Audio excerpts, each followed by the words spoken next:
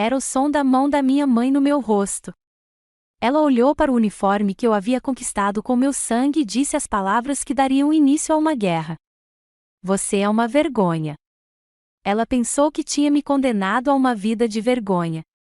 Não percebeu que estava atacando um general, e eu estava prestes a planejar minha contraofensiva. Meu nome é Major-General Hyde Bruce, e eu era uma estranha em minha própria casa. O ar na propriedade da família Blackwood em Greenwich, Connecticut, estava impregnado do aroma de dinheiro e tristeza. Lírios brancos, fúnebres e enjoativamente doces, travavam uma batalha perdida contra os perfumes misturados dos convidados. Da minha posição perto da grande escadaria, observei os vivos encenar seus rituais prescritos de luto por meu pai, o coronel Sterling Bruce. Homens em ternos Armani escuros murmuravam condolências. Mulheres em vestidos Chanel enxugavam os olhos secos. Meu próprio uniforme, o uniforme de serviço do exército, classe A, parecia um objeto estranho naquele mar de tristeza curada. Seu tecido azul escuro era muito rígido, a fileira de fitas em meu peito muito chamativa em seu testemunho silencioso. Eu era uma verdade indesejada em uma casa construída sobre belas mentiras. Uma figura se destacou de um grupo de enlutados e se aproximou de mim. Era o senador Thompson, um velho amigo do meu pai, com o rosto marcado por genuína tristeza. Ele segurou minha mão entre as suas. General Bruce, disse ele, com a voz firme e respeitosa. Hyde, seu pai estava tão orgulhoso. Este país lhe deve muito. Antes que eu pudesse formular uma resposta, uma presença deslizou suavemente para o meu lado. Minha mãe, Sarafina Blackwood, pousou a mão no braço do senador, seu sorriso se transformando em um brilho assustador. Ah, senador, o senhor é gentil demais, arrulhou ela, com a voz como mel misturado a veneno. Os convidados próximos se aquietaram, com a atenção voltada para a matriarca. Hyde sempre foi tão cívica, ela fez uma pausa, deixando a insinuação pairar no ar. Ela só trabalha como voluntária na unidade dela, sabe, uma forma de se manter ocupada. Alguém por perto soltou um suspiro abafado. O rosto do senador se contraiu, mas ele era um político habilidoso em navegar por tais campos minados sociais. Ele simplesmente assentiu e recuou. O tapa invisível havia sido dado. Em uma frase perfeitamente elaborada, minha mãe havia reduzido 25 anos do meu serviço, da minha liderança, a um hobby, um passatempo sem sentido. Fiquei parado, com as mãos enluvadas cruzadas atrás das costas em repouso formal, minha postura sendo a única defesa que eu tinha. Senti o calor subir pelo meu pescoço, mas meu rosto permaneceu uma máscara de impassibilidade militar. No momento em que o senador saiu do meu alcance, o sorriso polido da minha mãe desapareceu. Seus dedos, fortes e frios, apertaram meu bíceps. A biblioteca, agora, sibilou ela, com a voz baixa e venenosa como uma ordem. Ela me puxou do saguão principal para a biblioteca com painéis de mogno que outrora fora o santuário do meu pai. Meus olhos imediatamente se voltaram para a parede acima da lareira. A fotografia minha sorrindo no dia da formatura em West Point havia sumido. Em seu lugar, pendia uma enorme pintura a óleo nova do meu irmão Julian, com uma aparência majestosa e presunçosa. Eu havia sido oficialmente apagado. Eu te avisei, ela começou, com a voz trêmula de uma raiva assustadora em sua intensidade. Ela soltou meu braço. Eu te disse para não vir aqui com essa fantasia. Ela se virou, seus olhos percorrendo meu uniforme com indisfarçável desgosto. Você nos envergonha, você envergonha a memória dele. Este uniforme o homenageou, mãe, minha voz saiu baixa, firme. Um erro. Minha compostura só alimentou a chama dela. Honrou-o? Ela riu, um som curto e feio. Você é um ajudante glorificado, um escriturário glorificado que pode brincar de soldado. Não ouse entrar na minha casa e falar de honra. Ela deu um passo à frente, o rosto contorcido. Você não passa de uma vergonha, uma ajudante de uniforme. Entendeu? E então sua mão, ainda envolta numa luva branca imaculada, balançou no ar. O som foi um estalo seco e agudo que ecoou no quarto silencioso e forrado de livros. Um fogo surgiu na minha bochecha, quente e pungente.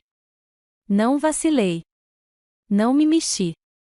Meu olhar passou por ela e foi até a porta. Julia estava ali, girando um copo do que parecia ser Macallan 18. Ele já tinha visto de tudo. Ele me encarou por uma fração de segundo, deu de ombros de forma leve, quase imperceptível, e voltou a atenção para o líquido âmbar em seu copo. Aquele único gesto de desprezo foi mais brutal do que o tapa em si. Foi uma confirmação. Naquela casa, eu estava completa e irrevogavelmente sozinho. Voltei os olhos para minha mãe. Ela respirava pesadamente, o peito subia e descia, com uma expressão de crueldade triunfante no rosto. Ela achou que tinha vencido. Achou que finalmente tinha me quebrado. Mas ela estava errada. Naquele momento, algo dentro de mim se transformou. O calor pungente na minha bochecha esfriou e se solidificou em algo duro e inflexível.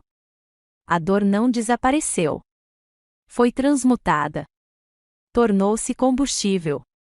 A dor, a humilhação, as décadas em que me senti pequeno e indigno, tudo se fundiu em um único ponto de clareza fria e cristalina. Meu treinamento, toda a minha vida como soldado, assumiram o controle. Eu não era mais uma filha sendo agredida pela mãe.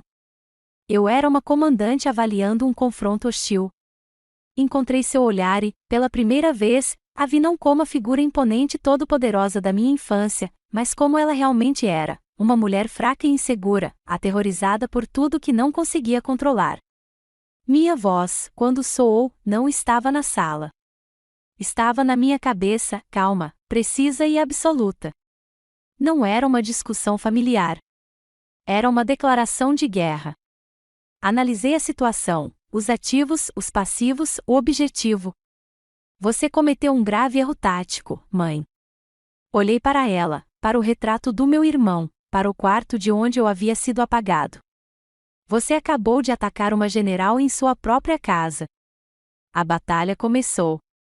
A batalha havia começado. Mas esta guerra havia começado há muito tempo, travada não em solo estrangeiro com armas e artilharia, mas nos corredores polidos e jardins bem cuidados da propriedade Blackwood. A ardência na minha bochecha havia desaparecido, mas foi substituída por uma dor mais profunda, um membro fantasma de 1000 feridas menores acumuladas ao longo da vida. Para entender o presente, tive que recuar para o passado. Tive que mapear o campo de batalha da minha própria história. Minha mente voltou à primavera em que completei 18 anos, o ano de 2 comemorações. Lembro-me de segurar a carta de aceitação da Academia Militar dos Estados Unidos em West Point. O papel pesava na minha mão, o peso tangível de um futuro pelo qual eu havia lutado. Mostrei-o à minha mãe, Sarafina, no solário. Ela estava arrumando rosas em um vaso de cristal. Não olhou para cima. Apenas olhou para o prestigioso brasão e disse, com um aceno de mão desdenhoso, bem, pelo menos te dá um lugar para fazer algum trabalho braçal, melhor do que não fazer nada, eu acho. Suas palavras foram uma rejeição casual, reduzindo a ambição da minha vida a uma forma de trabalho de caridade. Não houve festa para mim, nem parabéns. Mas alguns dias depois, meu pai, o coronel Bruce, me disse para entrar no carro. Ele me levou 2 horas para o sul, até Washington, D.C., e não fomos a um restaurante chique.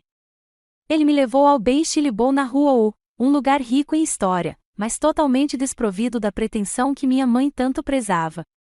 Sentamos em bancos de vinil, o ar impregnado com o cheiro de cebola grelhada e especiarias. Ele pediu 2 chilis meio defumados e, quando dei a primeira mordida, ele me olhou, com os cantos dos olhos enrugados. Nunca deixe ninguém lhe dizer que seu sonho não vale a pena comemorar, Hyde, disse ele, em voz baixa e cheia de um orgulho que parecia mais nutritivo do que qualquer alimento. Era nossa aliança secreta, uma rebelião silenciosa, celebrada com uma refeição de $5. Naquela mesma semana, meu irmão Julian foi aceito em uma escola de negócios medíocre. Minha mãe deu uma festa suntuosa no Greenwich Yacht Club. Lembro-me de ficar em um canto, observando-a desfilar com Julian, sua voz ecoando com orgulho artificial. Meu Julian, anunciou ela a quem quisesse ouvir, vai construir um império. O contraste não era apenas gritante.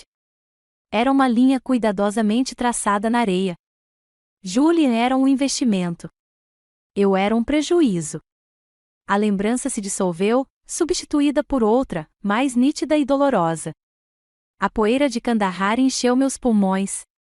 Eu tinha 29 anos, era capitão, e tínhamos acabado de perder um soldado, o soldado Miller, de 19 anos, de Ohio, com uma foto da namorada do colégio colada na parte interna do capacete. Um IED. No momento ele estava lá, rindo do Cleveland Browns, e no outro, sumiu. O peso era uma pressão física no meu peito, dificultando a respiração.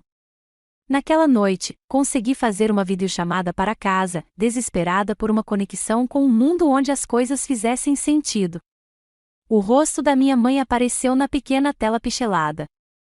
As primeiras palavras que ela disse não foram: "Você está bem?" ou "Sinto muito." Elas disseram: "Meu Deus, Heidi, você está horrível. Você está usando algum hidratante?" Fiquei sem palavras. Eu tinha acabado de ver um menino morrer, tinha escrito a carta para os pais dele que destruiria o mundo deles, e ela estava preocupada com a minha rotina de cuidados com a pele. Antes que eu pudesse encontrar a voz, Julia empurrou o rosto para dentro da moldura, sorrindo.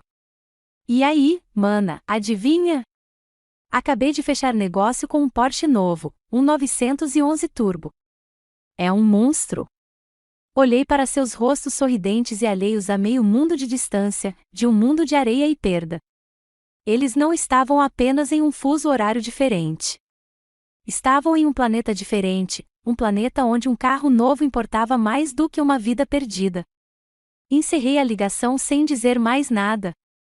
O silêncio na minha tenda era mais reconfortante do que as vozes deles. Foi naquele dia que entendi que o amor deles era uma língua que eu jamais falaria, e a minha realidade era um lugar que eles jamais visitariam.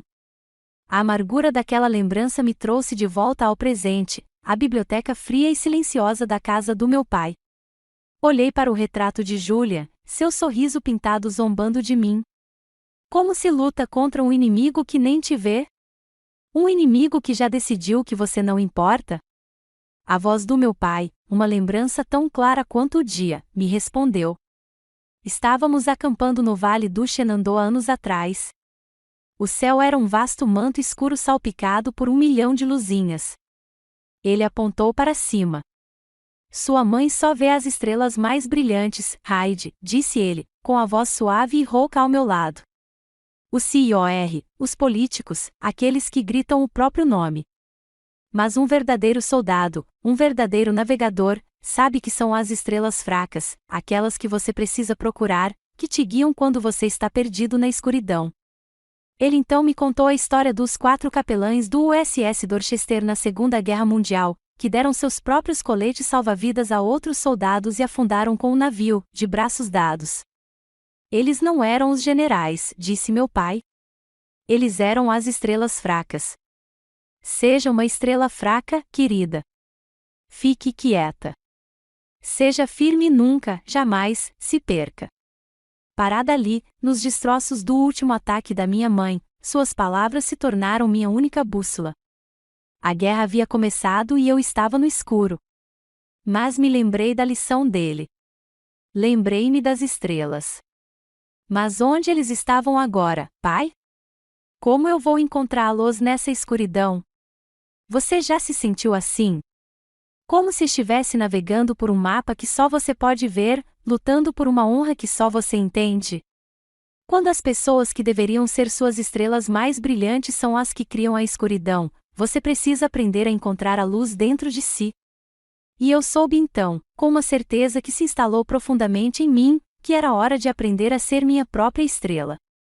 Mesmo que ninguém mais pudesse ver a luz, a escuridão sobre a qual eu havia perguntado ao meu pai chegou mais cedo do que eu esperava. Não veio na forma de uma força inimiga, mas por meio de um telefonema curto e impessoal uma semana após o funeral. Era do advogado da minha mãe, um homem cuja voz era tão suave e fria quanto o mármore do saguão dos Blackwood. Ele me informou que a propriedade estava passando por reformas abrangentes e que meus pertences pessoais precisavam ser retirados do meu quarto em 48 horas. Não foi um pedido. Foi um aviso de despejo entregue com a cortesia estéril de um memorando corporativo. Não discuti.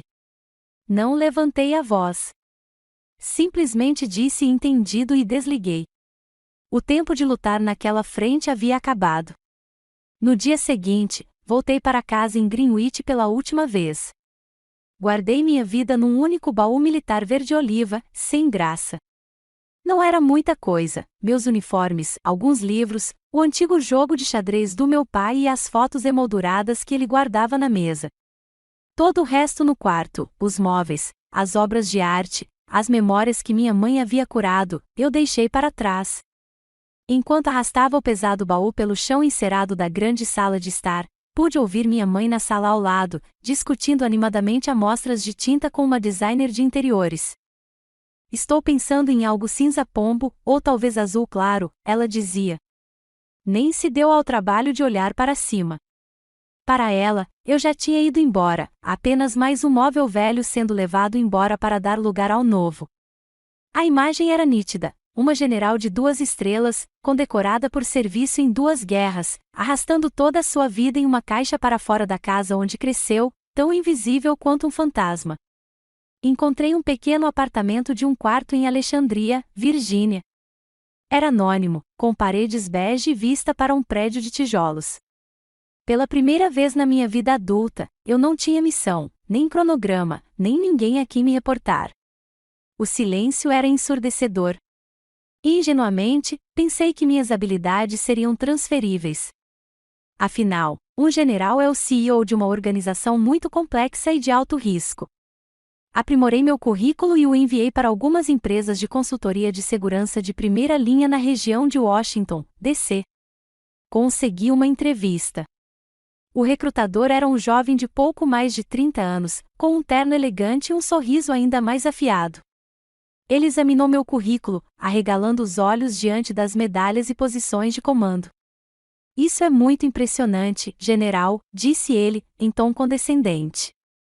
Mas o que realmente procuramos são gestores com experiência específica em P&L corporativo. Sua formação parece ser mais em operações de suporte geral. Operações de suporte geral.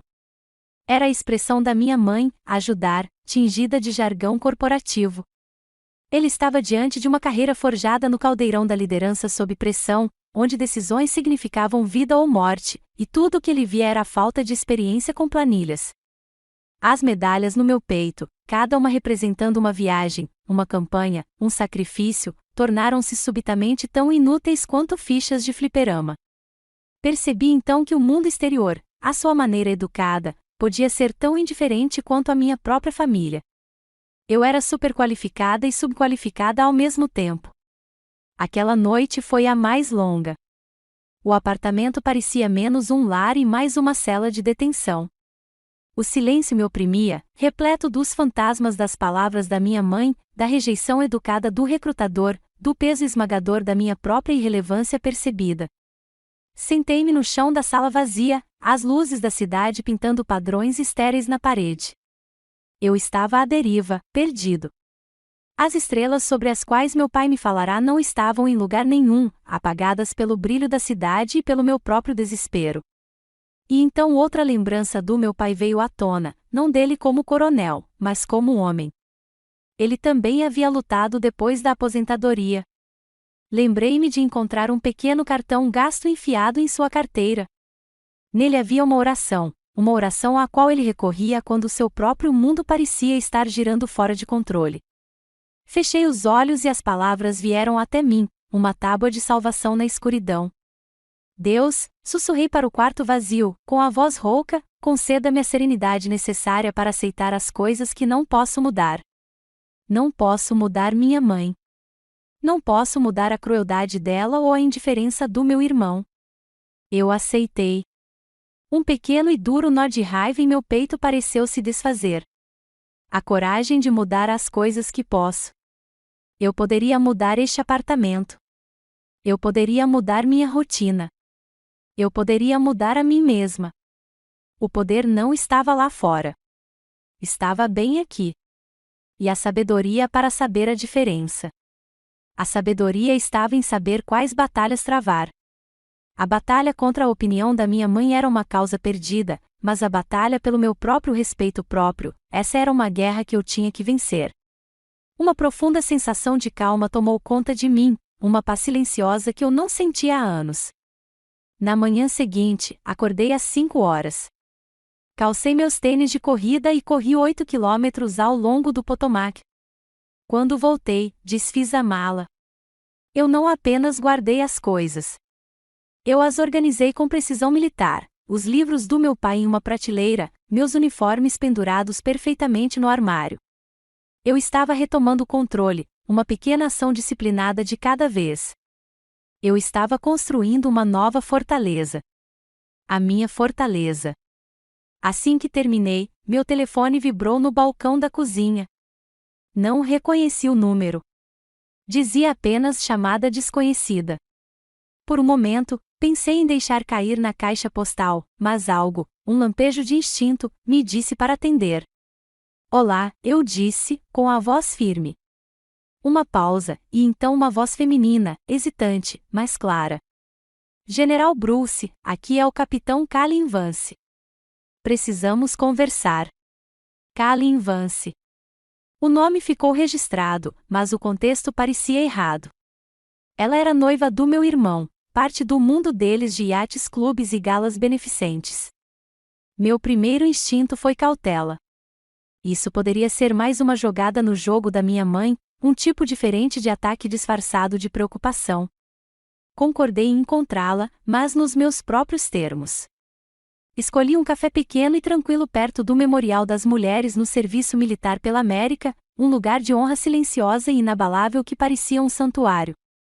Cheguei primeiro, escolhendo uma mesa no canto que me dava uma visão clara da entrada. Era um velho hábito avaliar um novo ambiente em busca de ameaças. Quando a capitã Vance entrou, ela estava com seu uniforme de serviço da Força Aérea, o uniforme azul impecável e impecável. Ela me viu, e seus ombros, que estavam tensos, pareceram se endireitar com determinação. Ela caminhou até a minha mesa, com a postura impecável. Não se ofereceu para apertar minha mão. Apenas ficou em posição de sentido por um breve momento antes de se sentar. General Bruce, disse ela, com a voz clara, mas carregada de tensão. Obrigada por me receber. Ela não pediu uma bebida. Apenas ficou sentada, com as costas retas e as mãos cuidadosamente colocadas sobre a mesa à sua frente. A postura militar formal era tão deslocada naquele café descontraído, e ainda assim era uma linguagem que eu entendia melhor do que qualquer gentileza social. Esperei, minha própria postura refletindo uma neutralidade praticada. Senhora, eu estava na recepção depois do funeral, ela começou, com o olhar fixo em um ponto logo atrás do meu ombro. Eu estava perto da biblioteca. Eu vi e ouvi o que sua mãe fez, o que ela disse. Ela finalmente me encarou, e seus olhos estavam tomados por uma indignação ardente que me pegou de surpresa. E eu não posso, em sã consciência, ficar em silêncio. Ela respirou fundo, e a história saiu aos trancos e barrancos, com a voz trêmula com a lembrança. Senhora, Julian e sua mãe só a conhecem por meio de festas e recortes de jornal. Eu a conheço pelo cheiro de fumaça e pelo som das pás do rotor.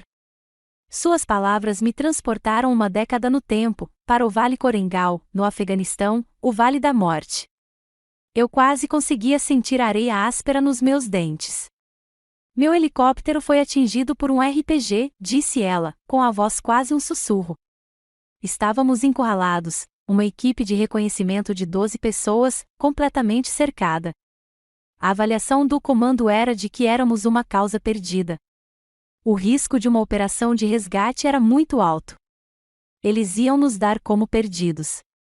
Ela fez uma pausa, engolindo em seco. Mas você estava na tenda de comando. Você ouviu o chamado. Você os anulou. Você viu uma possibilidade estratégica onde eles só viam uma perda. Você montou uma força de reação rápida e liderou o ataque sozinho. A lembrança era um borrão de caos controlado, de ordens gritando em meio ao estrondo ensurdecedor dos tiros, do gosto de cobre na minha boca. Sua mãe te chamou de ajudante, disse Calin, e agora havia lágrimas brotando em seus olhos, lágrimas de raiva, não de tristeza. Mas para mim, e para as outras 11 almas que você tirou daquele vale naquele dia, Senhora, você era Deus. A palavra pairou no ar entre nós, crua e poderosa. Por um momento, não consegui respirar. Era uma validação tão pura, tão absoluta, que parecia uma força física. Todos os anos em que fui diminuída, chamada de vergonha, em que me fizeram sentir que o trabalho da minha vida era uma trivialidade, tudo foi incinerado no calor do seu testemunho. Soltei um suspiro que nem percebi que estava segurando. Um calor se espalhou pelo meu peito, uma sensação que eu não sabia mais ser possível. Ela empurrou uma pequena chave solitária sobre a mesa. Era simples, sem adornos. Esta é uma chave reserva do meu apartamento em Arlington, disse ela, com a voz recuperando a firmeza militar. É um prédio seguro. Se precisar de um lugar seguro, um refúgio tático, considere-o sua base operacional avançada. Sou sua soldada, general, em qualquer campo de batalha, e isso inclui este. Olhei para a jovem capitã, para a lealdade inabalável em seus olhos, e entendi o que meu pai queria dizer. Era uma estrela fraca, uma luz constante na escuridão avassaladora. Pela primeira vez em semanas, senti um lampejo de esperança. Senti que não estava totalmente sozinho nesta guerra. Ficamos sentados em um silêncio confortável por alguns minutos, dois soldados que se entendiam sem precisar de mais palavras. Uma paz frágil se instalou em nossa pequena mesa. E então o sino acima da porta do café tocou, e a paz foi quebrada. Julian ficou ali, seu terno caro parecendo deslocado, seu rosto uma máscara de aborrecimento. Ele nem olhou para Kalin. Seus olhos, frios e indiferentes, estavam fixos em mim. Ele caminhou em direção à nossa mesa, seus passos ecoando no café repentinamente silencioso. Kalin, disse ele, com a voz transbordando condescendência ao finalmente reconhecer a noiva, embora seu olhar permanecesse fixo em mim. O que você está fazendo aqui com ela? Ele cuspiu a última palavra como se fosse um pedaço de lixo em sua boca. O ar crepitou com uma tensão nova e imediata. O calor no meu peito desapareceu, substituído pelo familiar aço frio de um perímetro defensivo. O breve cessar-fogo havia terminado. O inimigo estava no portão. Poucos dias depois do meu encontro com Kalin, o inimigo lançou um ataque frontal. Não utilizou táticas militares. Utilizou uma arma muito mais insidiosa, a farsa da família. Eles apareceram na porta do meu pequeno apartamento em Alexandria, sem avisar. Minha mãe, Sarafina, e meu irmão, Julian.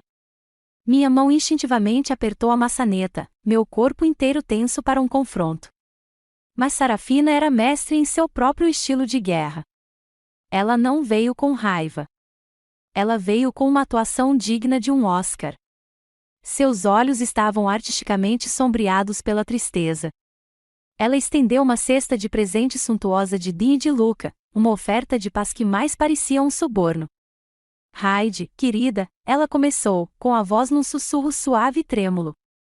Ela estendeu a mão e me deu um abraço breve e firme, sem nenhum calor. Sinto muito, muito mesmo. Não tenho sido eu mesma desde o seu pai.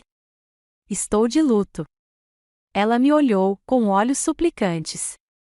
Somos uma família, Heidi. Precisamos nos proteger agora mais do que nunca. Permaneci em silêncio, minha avaliação interna de ameaças em alerta máximo. Era uma campanha clássica de bombardeio amoroso, uma manobra clássica para baixar minhas defesas.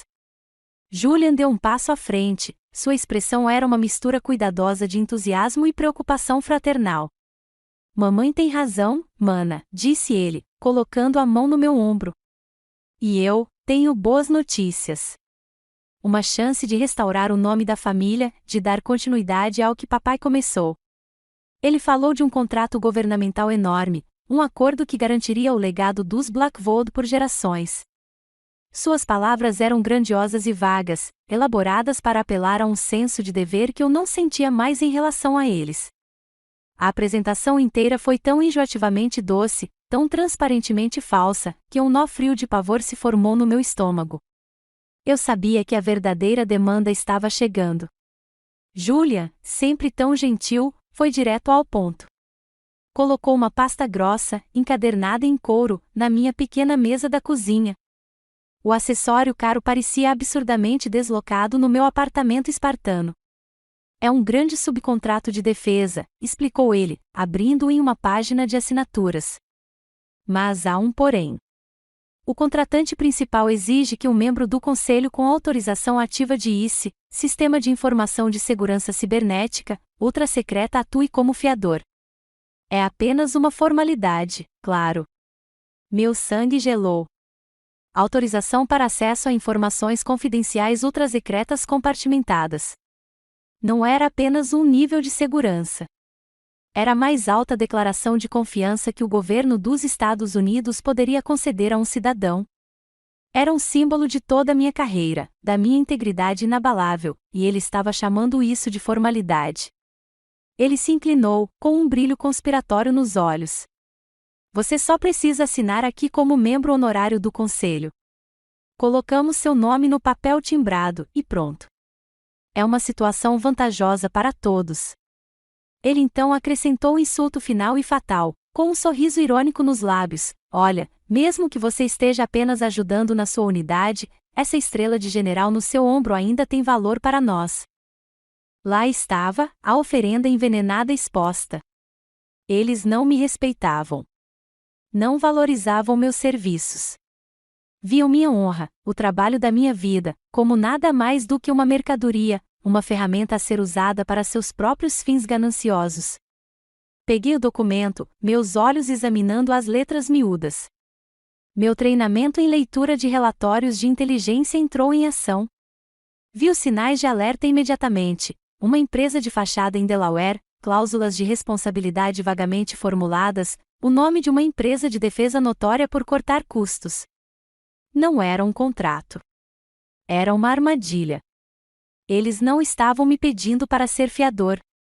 Estavam me pedindo para ser o bode expiatório. Estavam me pedindo para abrir mão da minha honra, da minha liberdade e do próprio legado do pai que alegavam proteger. Essa foi a gota d'água. O último fio frágil de esperança por qualquer resquício de família, de decência, se rompeu. Uma fúria fria, dura, pura e absoluta, surgiu dentro de mim. Não era a raiva ardente e explosiva de uma discussão familiar. Era a raiva concentrada e precisa de um comandante cujos princípios fundamentais foram violados. Coloquei a pasta de volta na mesa e ergui os olhos, encontrando o olhar expectante do meu irmão e, em seguida, o suplicante da minha mãe. Meu rosto era uma tela em branco. Minha voz, quando falei, estava desprovida de qualquer emoção. Era fria e dura como aço. Não, a palavra, baixa, mas absoluta, pairou no ar. A expressão triste e praticada de Sarafina vacilou. O que você disse? Gaguejou ela. Heidi, isto é pela família. Levantei-me, sentindo meus 1,70 metros de altura de repente parecerem muito mais altos. Olhei diretamente para ela, depois para Julia, não mais como uma filha ou irmã, mas como uma superiora se dirigindo a funcionários insubordinados. Eu disse, não, repeti, com a voz clara e inabalável. Passei 25 anos construindo minha honra. Não a deixarei desmantelar em 5 minutos por causa da sua ganância. Peguei a pasta e a estendi para Julia. Pegue sua proposta e saia da minha casa. Seus rostos passaram de uma preocupação fingida para uma raiva descarada. As máscaras haviam caído. Sua ingrata, começou minha mãe, mas eu a interrompi com um olhar. Agora, eu disse, a única palavra era uma ordem, não um pedido. Eles pegaram a pasta e saíram furiosos, batendo a porta atrás de si, deixando um rastro de xingamentos murmurados. Fiquei sozinho no silêncio, com o coração batendo forte, não de medo, mas da adrenalina de uma batalha finalmente travada. A linha estava traçada. Eles me mostraram o movimento final. Agora era a minha vez. Caminhei até o meu celular, com os dedos firmes, enquanto percorria meus contatos até encontrar um nome para o qual eu não ligava há anos, salvo sob o codinome Manurva. Apertei o botão de chamada. Ele atendeu no segundo toque. Aris, eu disse, com a voz calma e resoluta. É Hyde Bruce. Precisamos conversar imediatamente. Aris Thorne morava em um prédio histórico de arenito marrom em Georgetown, numa rua tranquila que desmentia o mundo de segredos que provavelmente abrigava. Quando abriu a porta, ele parecia exatamente como eu me lembrava dele das festas de Natal do meu pai: cabelo grisalho, camisa impecavelmente passada e olhos de falcão, afiados e sem esconder nada. Ele era o melhor amigo do meu pai, uma lenda da Agência de Inteligência de Defesa. Não me ofereceu um abraço nem me disse coisas vazias. Simplesmente assentiu e disse: Hyde, entre aqui. Ele me levou a um escritório repleto de livros sobre história e estratégia militar. Serviu 2 xícaras de chá preto, com movimentos precisos econômicos. Relatei os eventos das últimas semanas, desde o funeral até a oferta de contrato envenenada. Minha voz era firme, transmitindo os fatos como um relatório de campo. Deixei de lado a emoção, apresentando apenas a realidade tática da situação. Aris ouviu sem interromper, sem tirar os olhos do meu rosto. Quando terminei, ele tomou um gole lento de chá. Ele não disse: sinto muito pelo que você está passando. Ele não disse: sua mãe sempre foi difícil. Ele me olhou, com os olhos brilhando com um fogo estratégico e familiar, e fez a avaliação mais contundente que eu já ouvirá. Sua mãe não está te atacando apenas emocionalmente, Hyde, afirmou, com a voz calma e analítica. Ela está conduzindo uma campanha sistemática de guerra de informação, projetada para apagar sua identidade e tomar o controle do legado do seu pai. Ele pousou a xícara. Vamos montar uma resposta proporcional. Aquelas palavras foram como uma chave girando em uma fechadura que eu não sabia que estava enferrujada. Ele não viu uma filha em luto. Viu uma ameaça estratégica, uma operação. Ele deu um nome à minha dor, uma estrutura, e, ao fazer isso, me devolveu o meu poder. Eu não era apenas uma vítima. Eu era um alvo em um conflito definível. E eu sabia como lidar com um conflito. Siga-me, disse ele, levantando-se. Ele me conduziu por uma porta disfarçada distante até uma sala que me tirou o fôlego. Era uma sala de situação privativa. Uma parede estava coberta por um enorme quadro branco. Outra continha uma série de monitores, atualmente escuros. A sala era à prova de som e segura. Aquele era o verdadeiro escritório de Aris. Ele pegou um marcador de quadro branco. Vamos mapear o espaço da batalha, disse ele. No quadro, desenhou um diagrama. No topo, escreveu Sarafina Blackwood, centro de gravidade. Abaixo, Julian Blackwood, ator principal. Ele traçou linhas conectando-os às suas fontes de poder: Blackwood Family Trust, conexões em Wall Street, influência social, Greenwich, Nova York. Ele circulou suas fraquezas: arrogância, dependência da imagem pública, potenciais irregularidades financeiras. Aproximei-me do quadro, peguei um marcador de cor diferente e adicionei uma nova caixa, Calin Vance, ativo no local. Aris olhou para ele e assentiu brevemente. Ótimo. Quem mais?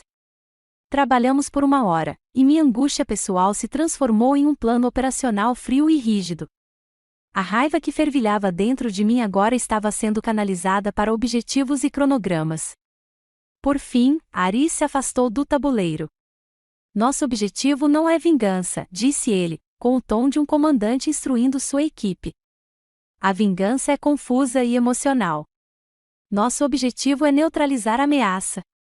Desmantelaremos a operação deles expondo a verdade, garantindo assim o legado de Sterling e restabelecendo sua identidade. Isto é uma campanha, Hyde, não uma rixa familiar. Você precisa tratá-la como tal. A clareza era estimulante. Ele falava a minha língua. Ele me via não como uma mulher destruída, mas como a general que eu fora treinada para ser. Ele confiava nas minhas capacidades. Ele então caminhou até um armário trancado e o abriu. Tirou 2 pequenos objetos pretos. Colocou um na minha mão. Era um gravador de áudio digital, do tamanho de um botão do meu casaco. O outro era um pendrive com criptografia pesada. Sua missão, caso decida aceitá-la, disse ele, com um raro brilho de humor nos olhos, é coletar informações. Registre tudo, cada ligação, cada conversa. Julian é arrogante. Ele vai exagerar e tentar entrar em contato com você novamente. A Capitã Vance é nossa aliada dentro do perímetro deles. Ela fornecerá o que puder. Estamos montando um arquivo do caso. Ele bateu no quadro branco com o marcador. Um dossiê. O seu dossiê. A verdade. Fechei a mão em volta do metal frio dos dispositivos. O peso era insignificante, mas parecia tão substancial quanto um rifle. Uma sensação de propósito, clara e precisa, inundou-me. A névoa de tristeza e confusão se dissipou. Eu não estava mais perdido na escuridão. Eu havia recebido uma missão. Eu tinha um comandante e um plano. A guerra acabará de receber sua estratégia. Os dias seguintes foram um borrão de ação fria e calculada. Meu pequeno apartamento se transformou em um posto de comando clandestino. A campanha para construir o dossiê havia começado. Aris tinha razão. A arrogância do meu irmão era sua maior vulnerabilidade. 2 dias depois da visita desastrosa, Julian ligou. Seu tom havia mudado de preocupação fingida para intimidação impaciente. Com o gravador do tamanho de um botão que Aris me dera ativo no bolso, eu ouvia alternadamente me ameaçar com o isolamento permanente da família e me tentar com uma parte dos lucros. Cada palavra era um prego em seu próprio caixão, capturada em áudio digital imaculado. Intel adquirida. Carregado em unidade segura. Nossa agente no local, a Capitã Kalin Vance, provou ser tão corajosa nesse novo tipo de guerra quanto no campo de batalha. Sob o pretexto de estar planejando seu casamento com Julian, ela obteve acesso ao escritório dele. Certa noite, enquanto ele estava em uma teleconferência, ela executou uma operação rápida e silenciosa. Copiou o conteúdo do disco rígido do laptop dele para o USB criptografado que Aris havia fornecido. O risco era imenso. Se ela tivesse sido pega, as consequências teriam sido catastróficas. Mas ela manteve a calma. Dados protegidos, aguardando análise. Os arquivos eram uma mina de ouro. E-mails entre Julia e minha mãe expunham o plano deles em detalhes repugnantes, um esforço sistemático para me marginalizar e consolidar o controle sobre o patrimônio do meu pai muito antes de ele falecer. Eles discutiram advogados, contas no exterior e estratégias para me declarar mentalmente incapaz de administrar meus próprios negócios caso eu resistisse. Foi pior do que eu imaginava. Não foi apenas ganância. Foi uma difamação premeditada. Numa noite tranquila, depois de revisar o último pacote de inteligência, fui tomado por uma onda de exaustão. Senti a necessidade de me conectar com algo real, algo do meu pai que não estivesse contaminado por este conflito. Tirei seu antigo baú militar do armário.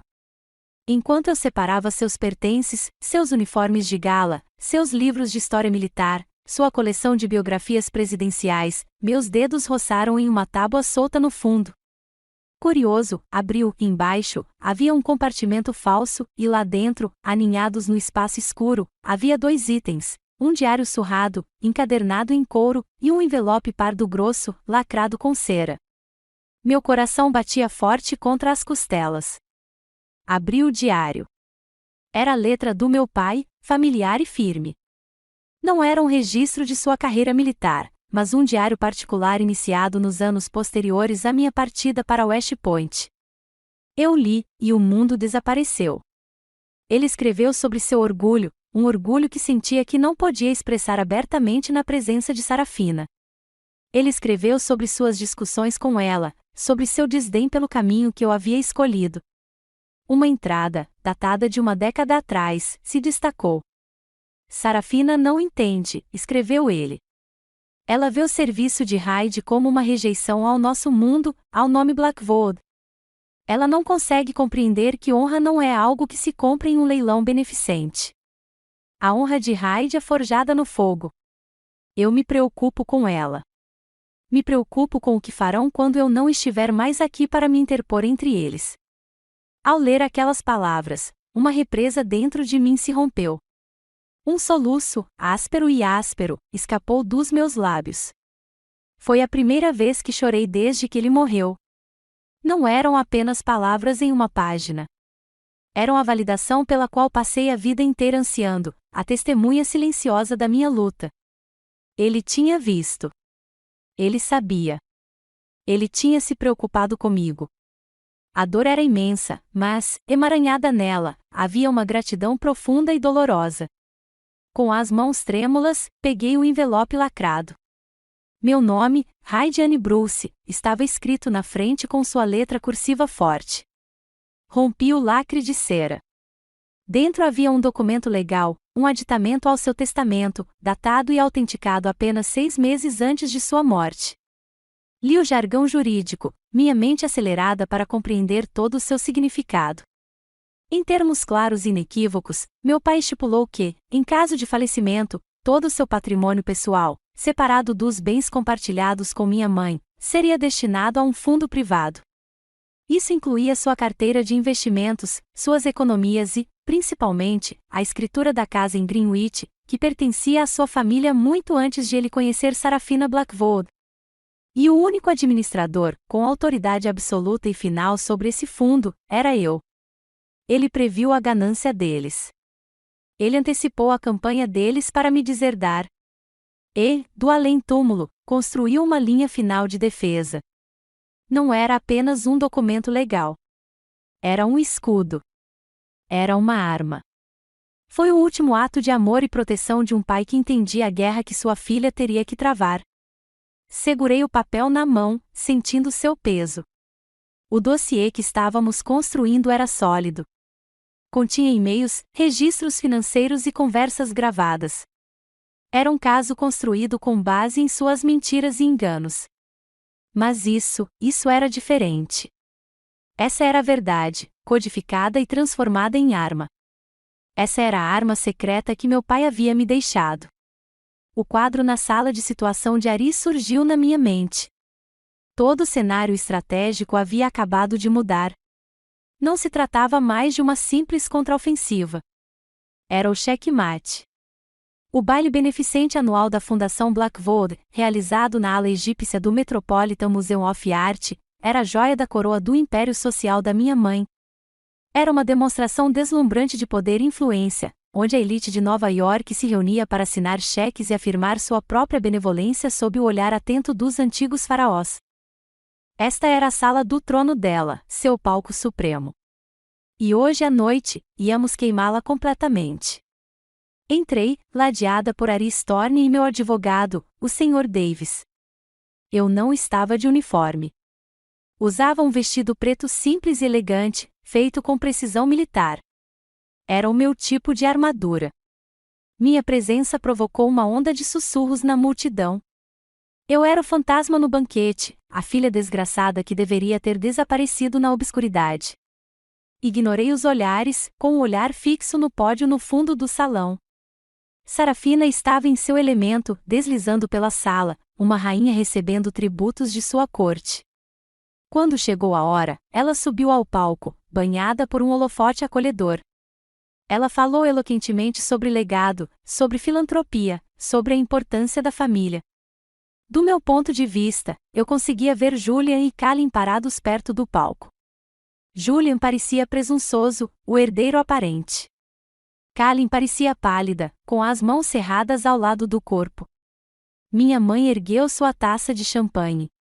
Ao legado duradouro das famílias Blackwood e Bruce, declarou ela. Essa foi a nossa deixa. Como se obedecesse a um comando silencioso, Calin Vance se afastou de Julian. Ela caminhou até a beira do palco, seu uniforme da Força Aérea como um forte traço azul contra o cenário opulento. Um técnico, um dos contatos de Aris, silenciosamente lhe entregou um microfone sem fio. Ela desceu os degraus e veio direto para mim. A sala ficou em silêncio, um silêncio confuso se abateu sobre a multidão. Ela parou a meio metro de mim. No silêncio mortal do templo de Dendur, juntou os calcanhares e executou uma saudação tão brusca, tão perfeita, que pareceu cortar o ar. Sua voz, amplificada pelo microfone, soou clara e forte, repleta de um respeito inabalável que desafiava todas as mentiras que minha mãe já havia contado. Major-General Bruce, disse ela, é uma honra. Um suspiro coletivo percorreu o corredor. Antes que alguém pudesse processar o que estava acontecendo, a segunda fase começou. A tela enorme atrás da minha mãe, que exibia o logotipo da fundação, piscou e mudou. O dossiê, o nosso dossiê, ganhou vida. Primeiro, os e-mails, cópias digitalizadas da correspondência entre Julia e Sarafina, a conspiração deles para me deserdar exposta em suas próprias palavras. Então o áudio. A voz de Julian preencheu o salão cavernoso, permeada de ameaças e condescendência. Mesmo que você esteja apenas ajudando, essa estrela de general no seu ombro ainda tem valor para nós. A ganância crua e nua em sua voz era inegável. Os sussurros na multidão se transformaram em um rugido de choque e indignação. Observei o rosto da minha mãe. Seu sorriso congelou, depois se desfez. Seu rosto ficou flácido, a cor sumindo até ficar tão branco quanto as toalhas de mesa. A máscara da graciosa matriarca se estilhaçou, revelando a verdade terrível e feia que se escondia por baixo. Então, o Sr. Davis, meu advogado, subiu calmamente ao palco. Ele assumiu o microfone principal. Senhoras e senhores, disse ele, sua voz cortando o barulho. Em vista dessas revelações, tenho um anúncio legal a fazer em nome da minha cliente, a General Hyde Bruce. Ele ergueu um documento. Este é um codicilo juridicamente vinculativo ao testamento do Coronel Sterling Bruce. Ele estipula que todo o seu patrimônio pessoal, incluindo a escritura da propriedade em Greenwich, deve ser transferido imediatamente para um fundo privado. Ele fez uma pausa para um efeito dramático. A única administradora deste fundo, com autoridade absoluta e final, é sua filha, a Major-General Hyde Bruce. A barragem se rompeu. O salão explodiu em um turbilhão de ruídos. Sarafina cambaleou para trás, a mão voando para a garganta como se não conseguisse respirar. Julia, com o rosto uma máscara de descrença e fúria, tentou escapar, mas um enxame de jornalistas, alertados por uma dica oportuna de Aris, desceu sobre ele, com os flashes das câmeras como relâmpagos. No meio do caos, subi os degraus e entrei no palco. Peguei delicadamente o microfone da mão inerte e sem resistência da minha mãe. Não olhei para ela. Não precisava. Encarei as centenas de rostos chocados, os pilares da sociedade nova-iorquina que testemunharam minha execução pública. Minha voz era calma, clara e carregava o peso de uma vida inteira de comando. Honra, eu disse, não é algo que se herda em testamento ou se compra em leilão. É algo que se constrói dia a dia com as suas ações. Fiz uma pausa, deixando meu olhar percorrer a sala. O verdadeiro legado do meu pai não foi o seu portfólio. Foi o seu serviço, a sua integridade, a sua honra. Olhei para o fundo da sala, onde Aris estava, dando-me um aceno quase imperceptível. E esta noite, concluí, esse legado foi garantido. Coloquei o microfone cuidadosamente no pódio. Não corri. Não me vangloriei. Simplesmente me virei, desci os degraus e saí do corredor, deixando para trás as ruínas fumegantes do império da minha mãe. A batalha havia terminado. A vitória nem sempre é um desfile triunfante. Às vezes, é apenas o silêncio que se segue a uma guerra longa e brutal. Na manhã seguinte à gala, a notícia da implosão pública da família Blackwood estava em toda parte, estampada no New York Post, dissecada nos noticiários matinais. Eu esperava sentir uma sensação de euforia, de vingança. Em vez disso, me senti apenas vazio. Era a exaustão profunda de um soldado após uma campanha extenuante, quando a adrenalina se esvai e tudo o que resta é o silêncio. Meu telefone se tornou uma linha de frente por si só. Vibrava incessantemente com uma enxurrada de mensagens de texto do Julia, cada uma mais mordaz que a anterior. Era um fluxo de raiva pura e sem diluição, me culpando por arruinar a vida dele, por destruir a família, por ser um monstro egoísta e ingrato. Ele não assumiu nenhuma responsabilidade. No mundo dele, ele era a vítima. Da minha mãe, Só havia silêncio, um silêncio frio e condenatório que, de alguma forma, era mais alto que os discursos de Julia. Não respondi. Desliguei o telefone e o guardei numa gaveta. Passei o dia inteiro no meu pequeno apartamento, sentado numa cadeira perto da janela, observando o mundo seguir seu curso sem mim. Eu não estava comemorando uma vitória. Eu estava de luto por uma perda, não a perda da minha mãe ou do meu irmão, como eles eram, mas a perda da ideia de tê-los. Eu estava de luto pela família que sempre desejei, aquela que nunca existiu de verdade, exceto pela minha própria esperança desesperada. A morte final e definitiva daquela ilusão deixou um espaço vazio dentro de mim, e eu sabia que era um espaço que precisava ser sentido, não preenchido. Algumas semanas depois, Aris me enviou um livro, Ousando Muito por Brené Brown. Uma leitura obrigatória para todos os guerreiros modernos, dizia seu bilhete. Comecei a ler sobre vulnerabilidade, coragem e o poder de ser dona da própria história. Era um manual de batalha diferente, que ensinava a navegar no terreno do seu coração. Foi enquanto eu lia aquele livro que a batida na porta veio. Abri a porta e encontrei minha mãe parada ali. A Sarafina Blackwood que reinará na sociedade nova-iorquina havia desaparecido. Em seu lugar, havia uma mulher diminuída, com suas roupas caras parecendo mal ajustadas ao seu corpo agora curvado. A arrogância se foi, substituída por um pânico cru e desesperado. Ela começou a chorar, soluços confusos e teatrais. Hyde, por favor, implorou, torcendo a alça da bolsa de grife. Você tem que me perdoar. Cancele. Diga aos advogados para pararem. Ela olhou ao redor do meu pequeno apartamento com desdém, mesmo em seu desespero. Eles vão tomar a casa, o meu lar. Não tenho para onde ir. Olhei para minha mãe, a mulher que me causará uma vida inteira de dor, e não senti nada. A raiva se foi. A mágoa era um eco distante. Tudo o que restou foi uma pena profunda e cansada.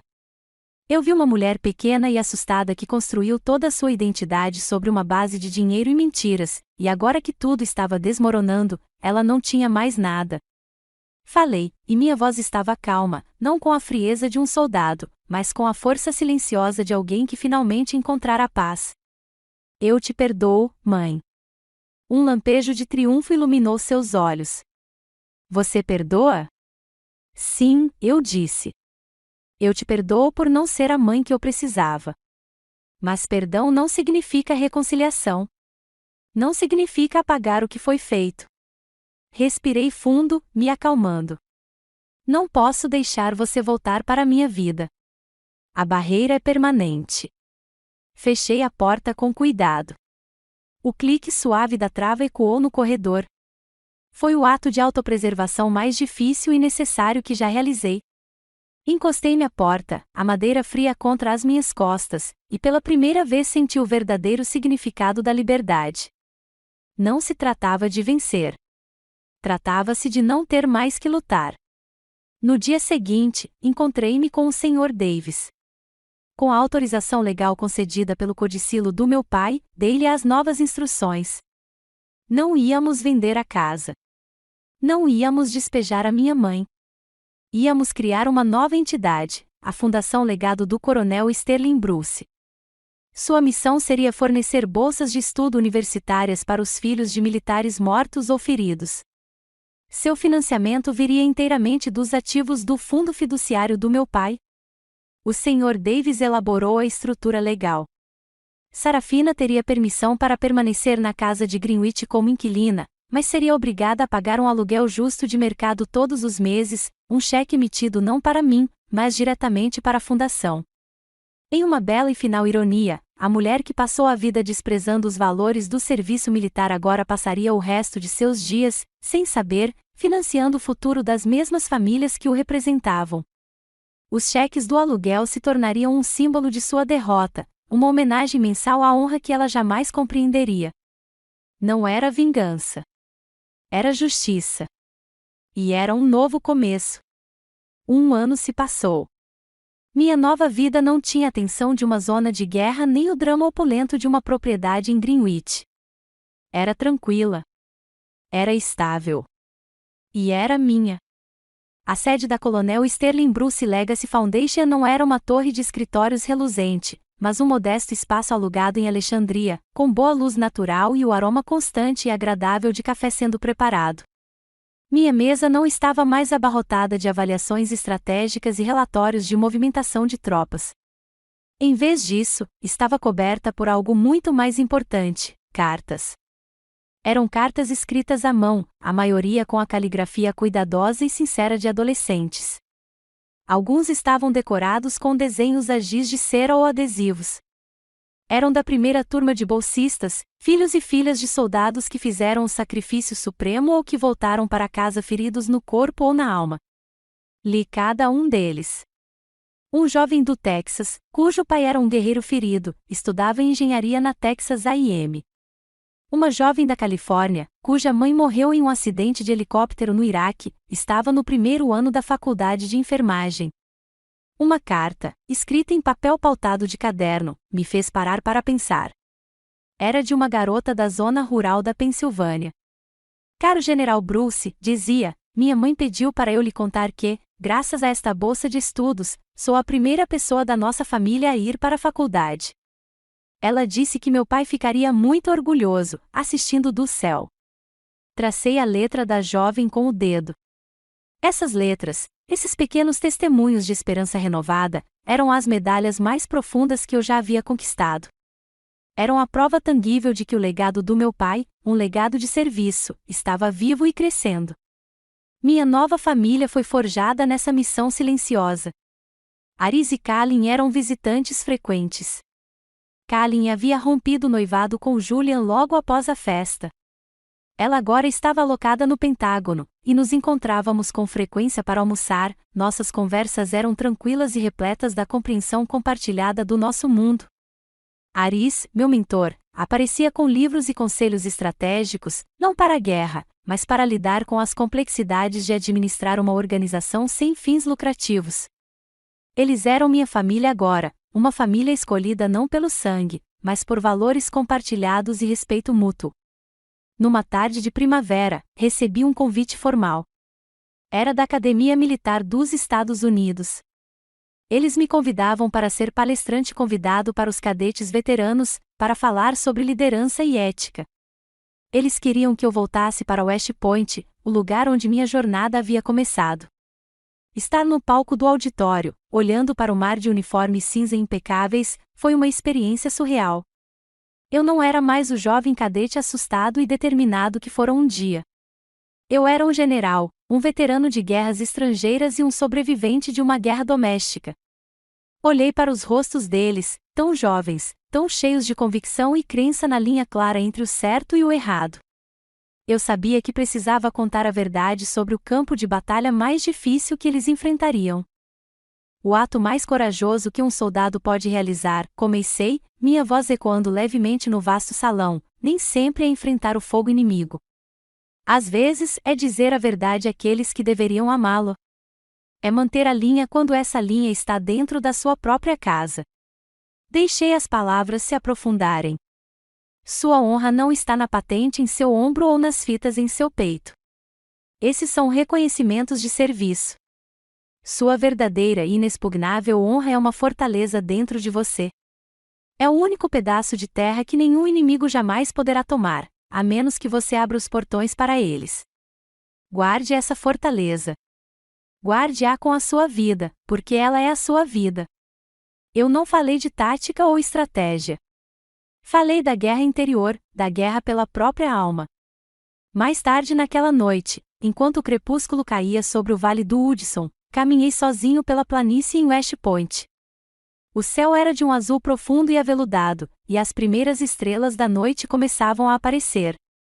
Pensei no meu pai e, pela primeira vez, a lembrança não me trouxe dor, apenas uma paz profunda e silenciosa. Eu não estava mais procurando suas estrelas na escuridão. Eu havia aprendido a navegar sozinha. Eu havia me tornado a estrela fraca do meu pai, quieta e estável. Não havia construído um império como Julian sonhara, nem comandado o palco social como minha mãe. Meu legado não estava escrito em ações ou manchetes. Estava escrito no futuro daquelas crianças, nas cartas sobre a minha mesa, na integridade silenciosa de uma vida resgatada. Era uma luz menor, talvez, mas era verdadeira, e eu sabia, com uma certeza que preenchia todo o meu ser, que era forte o suficiente para guiar outros para casa. Olhei para o céu crepuscular e sorri. Não era um sorriso de vitória ou de vingança. Era um sorriso de liberdade, pura e simples. Minha história terminou, mas talvez a sua esteja apenas começando. Aprendi que minha honra era uma fortaleza, e eu precisava ser seu defensor mais ferrenho. Qual é a fortaleza dentro de você que precisa ser defendida? Saiba que você não está sozinho em sua batalha. Existem inúmeras estrelas fracas por aí, firmes e verdadeiras, que compreendem. Se a minha história ressoou com você, inscreva-se no nome do canal. Aqui, compartilhamos histórias reais que nos lembram da nossa própria força e da coragem silenciosa necessária para retomar nossas vidas. Você é visto. Você é ouvido.